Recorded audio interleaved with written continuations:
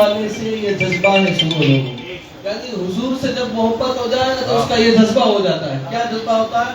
वो जिस मन में समा जाए, यानी हुजूर की मोहब्बत जिस दिल में आ जाए, जिस दिल में समा जाए, अब वो चाहे कोई भी इंसान, फिर वो मन मैला, अगर मन मैला है तो उस दिल में हुजूर की वो मोहब्बत समा ही नहीं है। समझ में आई बात? उदाहरण एग्जाम्पल दे रहा हूँ कि अल्लाह ने अगर मुझे इल्म से नवाजा है, मैं अपना एग्जाम्पल देता हूँ, अगर मैं गैर सादात हूँ, मुझे इल्म से नवाजा है, मैं आलिम हूँ, मुफ्ती हूँ, फाजिल हूँ, कोई भी नहीं, या वक्त का कोई भी ओहदेदार हो, रस्मी हो, रिवाज कुछ भी हो, और बंदा स्टेज पर गद्दी पर बैठ गया, लेकिन हुजूर के हाल को आता देखा, उसने अपना एटीट्यूड जमाए रखा, नहीं मैं तो नहीं खड़ा हो सकता हूँ, तो उस दिल में कभी हुजूर की मोहब्बत है नहीं, वो दिल खाली है यार, वो दिल खाली है। फिर जहाँ हुजूर का जिक्र किया जाए, हुजूर के इश्क की बात की जाए और वो बंदा मचले नहीं, उसके दिल में कोई असर ना हो, तो वो दिल खाली है। खाली दिल नहीं मचलते, मचलते वो दिल है जिस दिल में हुजूर की मोहब्बत भरी होती है। कैसे मचलते हैं? बिलाल हबशी से पूछो, ये दिल कैसे मचलते हैं? बिलाल हबशी से पूछो। मेरी आदत है कि मैं सच्चे आशिकों की बात करता हूँ, मेरी आदत है मैं सच्चे आशिकों की बात करता हूँ। ये दिल कब मचलते हैं? उवैस करनी से पूछो। ये दिल ऐसे मचलते हैं कि उवैस ने बज़ाहिर आंखों से मुस्तफा करीम का दीदार न किया हो, हुजूर को नहीं देखा सकते, उवैस करनी ने दीदार नहीं किया है, लेकिन पता चला कि ओहद में सरकार का एक दांत शहीद हो गया, एक दांत सरकार का जंग में शहीद हो गया है। उवैस ने सोचा, अरे मुझे जिससे मोहब्बत है उनका दांत शहीद हो गया, हुजूर का दांत। उवैस ने अपना एक दांत तोड़ दिया, दूसरा दांत तोड़ दिया, ये नहीं ये दांत टूटा होगा तो तीसरा दांत तोड़ दिया, ये नहीं ऊपर वाला टूटा होगा वो दांत तोड़ दिया। यानी हुजूर के इश्क में हजरत सरकार उवैस करनी ने अपने सारे दांतों को तोड़ दिया।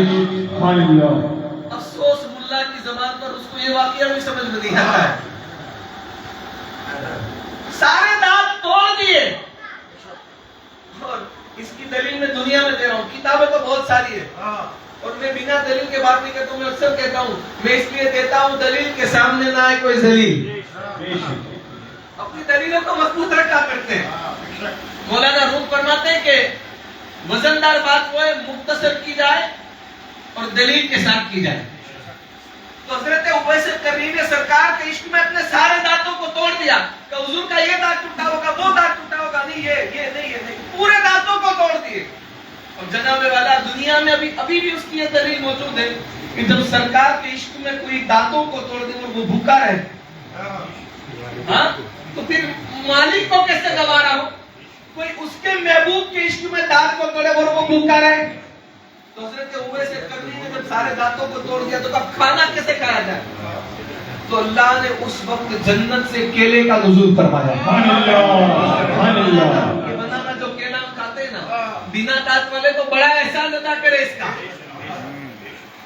ये उसी वक्त नाज़िल फरमाए। तो मैं कहता हूँ जिस दिल में इश्क नबी और इश्क आले नबी नहीं, वो केले खाना छोड़ते है ना। तो ये इश्क है, मोहब्बत कमली वाले से ये जज्बा है। देखो उवैस का जज्बा के साथ इसको मोहब्बत कहा जाता है। लोग कहता है ना इश्क मोहब्बत, इश्क मोहब्बत, हम नारा लगाते हैं इश्क मोहब्बत, आले मोहम्मद, आले मोहम्मद।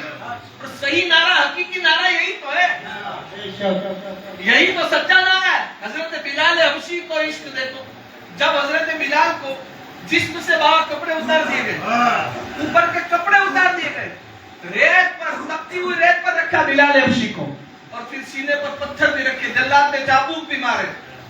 जब चाबुक लग रहे थे ना, सिद्दीक़ अकबर ने पूछा, बिलाल मैंने देखा है कि जब लोगों को मारा जाता है तो वो आहू करता, लेकिन तुम तो मुस्कुरा रहे थे, क्या बात थी?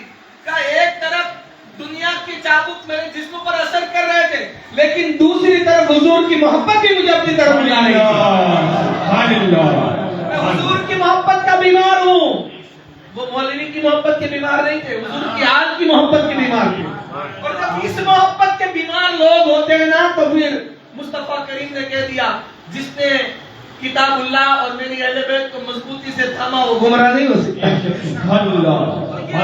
मोहब्बतों का ये जिक्र कर रहे शायर, क्या कह रहे? क्या محبت کملی والے سے یہ جذبہ ہے سنو،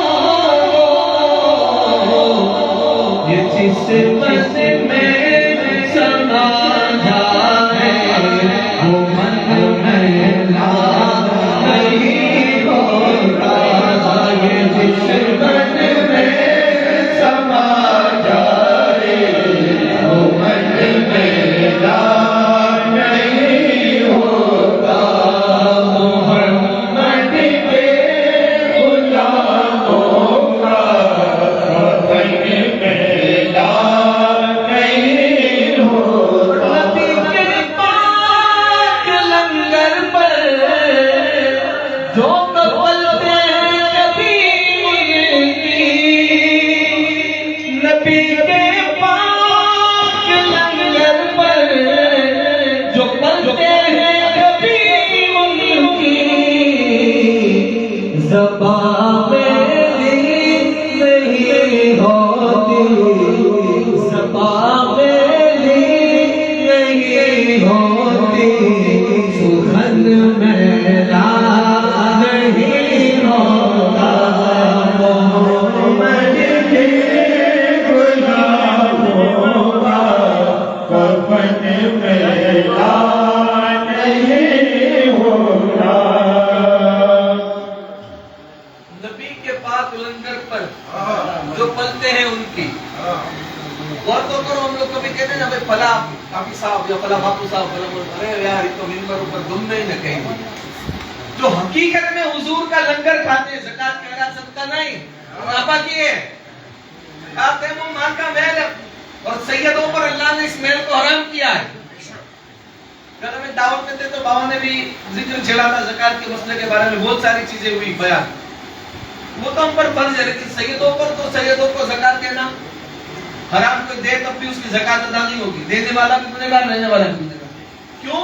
کہا کہ جب نبی کے پاک لنگر پر جو انسان عام انسان پل جائے تو اس کی زبان میلی نہیں ہوتی۔ دیکھنا جو حقیقت میں حضور کا عاشق ہوگا نا، وہ چاپلوسی نہیں کرتا ہے، فلاں ایسا ہے ممبر پر، فلاں ایسا ہے، فلاں ایسا ہے، سکر نہیں، لیکن جو حقیقت میں مصطفیٰ کے ٹکڑوں پر پلتا ہے نا، وہ کوئی بھی ہے تو اس کو کہہ دیتا ہے تارا گھر میں تو بات کرنا ہے، وہ کبھی گھبراتے نہیں ہیں۔ میں اکثر کبھی کبھی بابا کچھ مشنوں کی بات کرتا ہوں تو لوگ کہتے ہیں باپو یہ نہ کرو تو یہ لوگ نہیں سدھرے گے، لوگ تم کو نہیں بلائیں گے، تو میں کہتا ہوں ارے میں تھوڑی ان پر پلتا ہوں تو ان کے بلانے نہ بلانے سے مجھے کوئی فرق نہیں پڑتا، ہمیں تو دنیا بلائے نہ بلائے، مدینے والے تو بلا رہے ہیں نا بھائی، ارے دنیا دے نہ دے ہمیں تو پنجابن پاک کے در سے میں حساب مل رہا ہے نا بھائی، جن کو وہ دے تو پھر یہ لوگ کیا دے سکتے بھائی؟ اپنے گجراتی میں کیا بات ہے، ہزار والوں ہاتھ دے تو بے ہاتھ والا نہیں ہو اوقات سے، اور یہ حقیقت ہے نا، یہ حقیقت ہے۔ آپ دیکھ رہے ہو بظاہر، میں اپنی بات کروں بظاہر ابھی میں آپ کے 10,000 کا پگاردار ہوں، لیکن الحمدللہ ثم الحمدللہ میں جو پہنتا ہوں، میں جیسا جیتا ہوں، وہ 50,000 کا پگاردار نہیں کہہ سکتا ہے۔ کیوں؟ کیونکہ یہ خیرات عام انسان کو اپنی محنت سے اور دوسرے کہیں سے ملتی ہے، لیکن ہمیں جو مل رہی ہے نا وہ درے پنجتن سے مل رہی ہے۔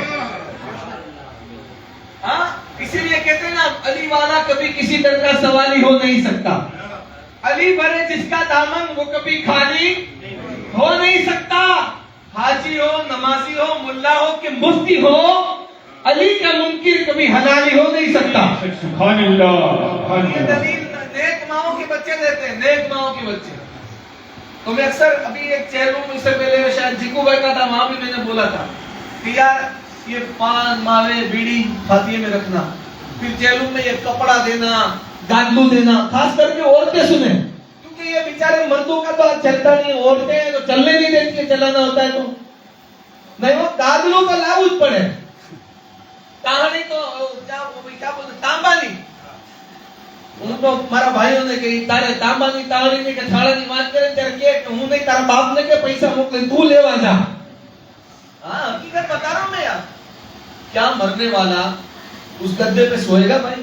तुम जाओ ना कब्र में, जाओ गद्दा डाल के आओ, वो अच्छा नया तकिया डाल के आओ, सफेद कलर નું ગોતરું जो है, ताड़ी जो है, चमची जो है, चप्पल जो है। अच्छा है एक मुसलमान अभी कुछ शर्म आया बाकी रह गई, वरना वो शराब पीता होता तो वो भी रख देते। कहते हैं जो है माज़ल्लाह सुन्ना माज़ल्लाह। आ गादलू बहनो खास સાંભળજો બહેનો, આ ગાદલુ ગોદડું તાળી આ તમારી હેરાનગતિ છે। ઇસ્લામમાં આનું કોઈ મકસદ નથી। ઇસ્લામમાં આનું કોઈ મકસદ નથી। ઇસ્લામ તો શું માને છે કે આ ઘરવાળો મરવાવાળાની વાહે મરી જાય બિચારો। ઇસ્લામ તો શું કહે છે કે ભાઈ અલ્લાહે દીધું છે હોય તો ફરજિયાત નથી। અલ્લાહે દીધું છે તો તમે મરહુમના નામ પર 20,000 રૂપિયાના ગાદલા ગોદડા ખબર નહીં તાળી ચપ્પલ ને મરહુમ ભેરે કે નહીં પહેરે આ લોકો મોકલે તો ઈ એની કરતા બેટર ઈ છે। અત્યારે ઉદાહરણ આપો, આપણે ઇમામ સાહેબનો મસ્જિદના સમાજ તરફથી આપણે ઇમામનો રૂમની કામ ચાલુ થયું છે। અગર એ 20,000 રૂપિયાનો ઈ રૂમમાં યુઝ થયો હોય તો જ્યાં સુધી ઈ રૂમ રહે, જ્યાં સુધી એમાં ઇમામ રહે કે જમાત એનો કોઈ પણ ઉપયોગ કરે ત્યાં સુધી મરવાવાળાને સવાબ ન મળે। હે ઈ મરહુમના નામનું ઉદાહરણ આપું, ક્યાંક મસ્જિદમાં મદરસામાં ફ્રીજની જરૂરત છે, આપણે ફ્રીજ મૂકી દીધું, પાણી પીવે તો સવાબ ન મળે। હે ચાલો એ જ 20,000 રૂપિયા આપણે પીરો મુર્શિદને પેશ કર્યા કે બાબા હું મારા તરફથી તમારી બારગાહમાં પેશ કરું છું, કે કોઈ સૈયદ તાલાને પેશ કરે, તમે મારા વાલિદ માટે દુઆ કરજો, તો શું એના હાથ ઉપડે ને એની બક્ષિશ ન થાય? હે કોઈ ગરીબ ગુરબા, કોઈ ફકીર, કોઈ યતીમ, કોઈ મિસ્કીનની મદદ કરી દીધી કે 2 મહિનાનું રાશન નાખી દીધું, ઈ જ પૈસામાં। આપણે કબ્રસ્તાનના બાપુ આ લોકો વાત કરું છું, ઈ જરૂરતમંદો આપણે એને જ ઘરમાં મહિનાનું રાશન નાખી દીધું 5,000 નું, તો શું એના બચ્ચાઓ ખાય ત્યાં સુધી સવાબ ન મળે? આ બહેનો ખાસ આવું તમે આપો મારા ભાઈઓને, આને મજબૂર ન કરો ગાદલું લાવવું જ પડે। આપણે અહીંયાથી બંધ કરશું તો પહેલા તો તમારા બાપ દાદા મૂર્તિ પૂજા કરતા હતા, તો એને બંધ ન કર્યું તો તમે કરતા હો। તો જે ગુનાહના કામ આપણી અંદર ફસાઈ ગયા છે, આપણે ન ફસાય ઈ આપણી અંદર અત્યારે તો ફસાઈ ગયા છે, એને તો નીકળવું જ છે, પણ તે નાય નહીં આલે દેવું જ પડશે। તો ખાસ કરીને હવે જ્યાં પણ લીલિયાની અંદર જેલું હોય તો એ લોકો ખાસ ધ્યાન રાખે। આ ગાદલું બોલું જો ઈ બાપુ બિચારા મને કહેતા હતા, બાપુ કેટલા અમારે હાચો અમે તો કોકને દઈ દઈ। હા એની વાત સાચી છે, આ હાચા મને બહુ ઓછા આવ્યા, મને કે મેં તો ખુલ્લામાં તો આવું જોયું હતું બાબા। બોલા આપણે આઝમભાઈ છે એને બધા ગાદલા આપે, કબ્રસ્તાનનું કામ કરે, નવરાવા જાય, તો ઈ બિચારા કે બાપુ કેટલા ગાદલા હોય, હું કરું તો અડધા ભાવમાં દઈ દો। બોલ 5,000 નું ગાદલું હોય, બોલા એમાં 1,000 કમાણો હોય, પછી ઈ ગાદલું એને 2,500 નું દે, 2,500 બીજા કમાય, ક્યાં સવાબ મળ્યો તમને મને એ કહો? સામુકનું ઓલા બે ખોટું કર્યું એના ગુનાહ ભરાણા, ત્યાં મરુમને બિચારાને હું કાની કહેતા હતા નો પેટા ગિરાવતા રોધી એવું વિચારે મોટા ગિરાતા નહીં। દીન એકદમ આસાન મઝહબનું નામ છે યાર ઇસ્લામ। આવું ગુજરાતીમાં ખાસ એટલે બોલું છું કે બહેનોને કદાચ હિન્દી ઉર્દુ સમજાતું હોય કે ન સમજાતું હોય, એટલે ખાસ કરીને ભાઈઓ અને ખાસ કરીને બહેનો આ તમારું ગાદલું ગોદડું તકિયો ઠામડા ચપ્પલ કપડા એ કાંઈ મતલબ રાખતા નથી ઇસ્લામમાં। હા એની જગ્યાએ તમારે અગર જે એવું બી દેવું છે તો કોઈ જરૂરતમંદની દીકરીના લગ્ન થતા હોય તો અહીંયા લઈ લ્યો, એને તો એને સવાબ મળશે।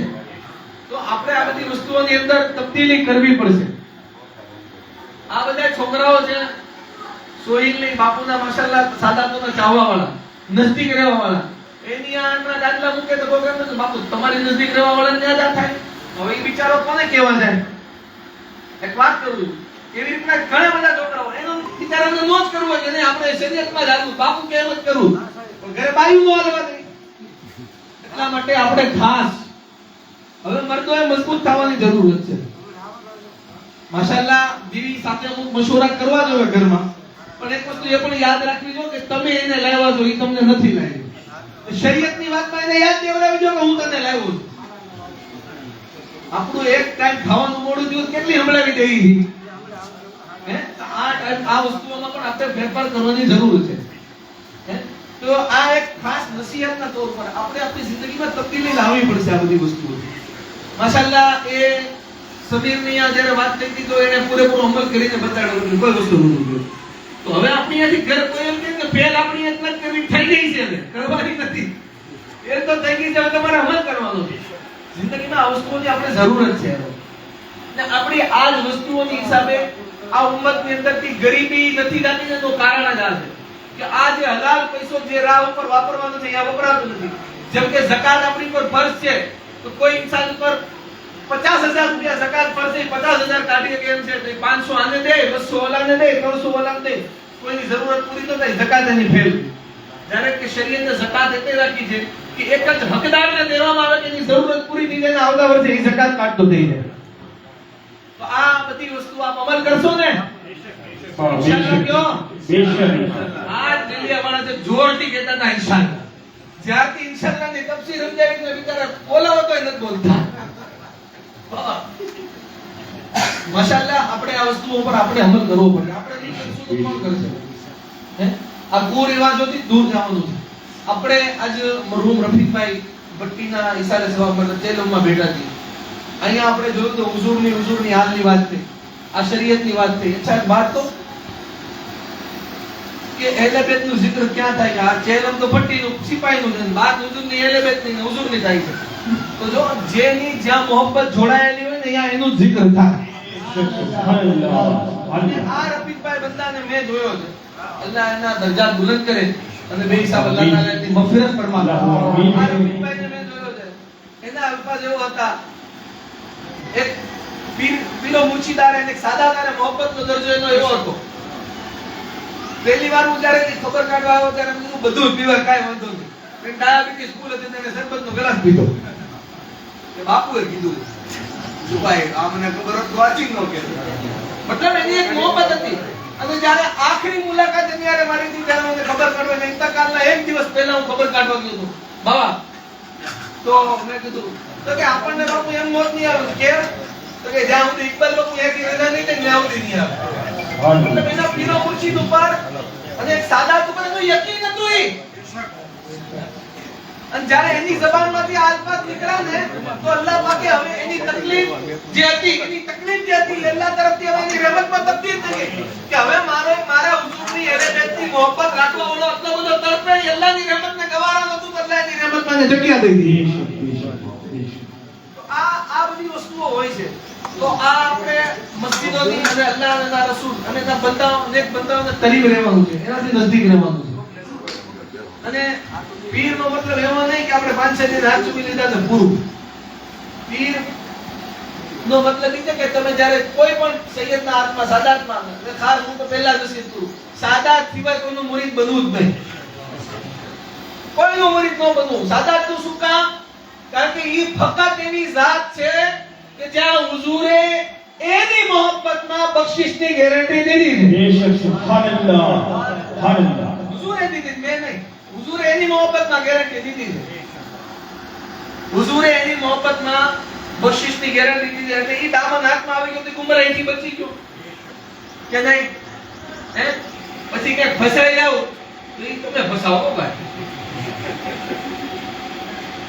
એટલે સાદાતોથી મુરીદ બનવું ખાસ. એટલે આપણે જ્યારે મુરીદ બનીએ તો આપણે આપણો હાથ દઈએ ને કે દામન પકડીએ કે હાથમાં હાથ દઈએ, એનો મતલબ એવો છે કે આપણે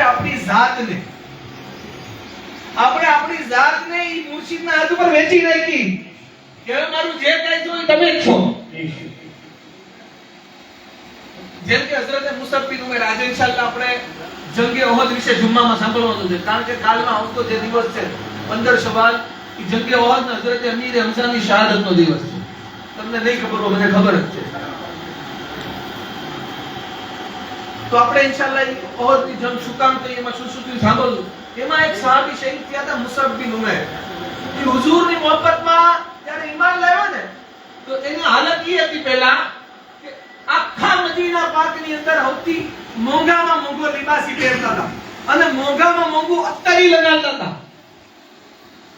એટલું હદ સુધી કે જ્યારે નીકળતા તો લોકો એમ કહેતા કે ઉમર કા બેટા મુસઅબ નિકલ રહા હૈ. કેમ? જોયા વગર દૂરથી ખબર પડી જતી. કેમ? તો કે ઈ જે અત્તર લગાડતા ની મોંઘા મોંઘો તો ઈ દોરનું ની હઝરત મુસઅબ બિન ઉમૈર એક જ લગાડતા હતા આખા મદીનામાં. પણ હાલત ઈ થઈ કે જ્યારે હુઝુરની આરે બે પના